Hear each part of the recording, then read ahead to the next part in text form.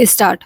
महोदय, विश्वविद्यालयों का महत्व केवल इसीलिए नहीं है कि वे शिक्षा और अनुसंधान को बढ़ावा देते हैं, बल्कि इसलिए भी है कि वे साइंस और टेक्नोलॉजी का विस्तार करके समाज के ढांचे को बदल सकते हैं और उसे गतिहीनता की अवस्था से निकालकर उन्नति के मार्ग पर ला सकते हैं।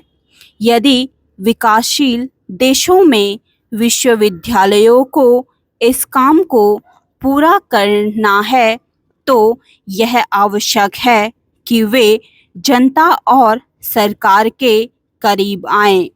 आज के युग में विश्वविद्यालय उस प्रकार समाज से दूर रहकर काम नहीं कर सकते जैसा कि पिछली शताब्दी में होता था। आज की गंभीर परिस्थितियों में देश को सबसे बड़ी जरूरत ऐसे विश्वविद्यालयों की है जो शक्तिशाली हों, प्रगतिशील हों, जिनकी जड़ें हमारी संस्कृति में हों।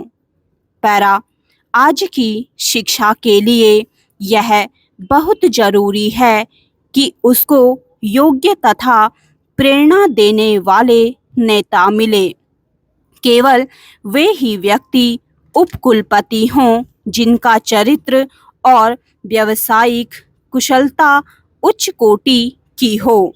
वे विद्यार्थियों, शिक्षकों और जनता में विश्वास पैदा कर सकें और उनका आदर प्राप्त कर सकें।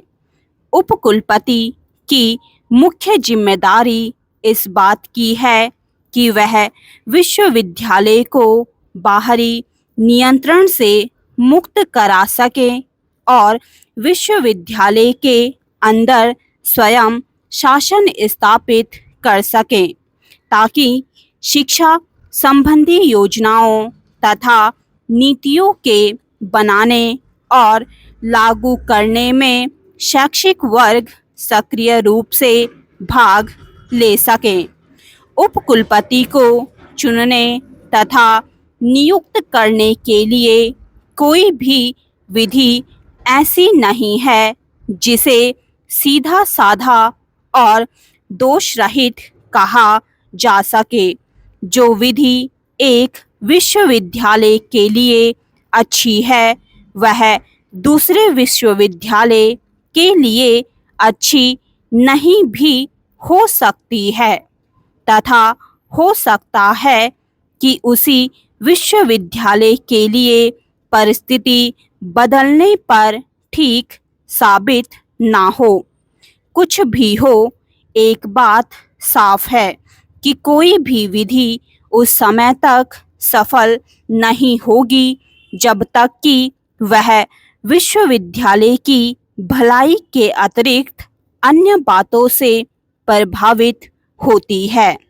पैरा, प्रत्येक स्तर पर शिक्षण में सुधार की आवश्यकता है। अच्छी पढ़ाई को उचित मान्यता मिलनी चाहिए। हमें यह भी समझना चाहिए कि शिक्षण, विद्वता और अनुसंधान परस्पर एक दूसरे को पूरा करते हैं। ऐसा प्रबंध करना बहुत ही अच्छा होगा कि बाहर की संस्थाओं, उद्योगों और सरकार में काम करने वाले अच्छे व्यावसायिक व्यक्ति विश्वविद्यालयों के कामों में हिस्सा ले सकें। इससे सबको फायदा होगा। शिक्षकों और छात्रों में उसी तरह छात्रों और छात्रों तथा शिक्षकों और शिक्षकों में व्यक्तिगत संपर्क और विचारों का आदान प्रदान बढ़ाने के लिए हर तरह की कोशिश करनी चाहिए। उच्च कक्षाओं के विद्यार्थियों को पढ़ाने का काम करने के लिए उत्साहित करना चाहिए और उन्हें इसके लिए कुछ पैसा भी दिया जाए। स्टॉप।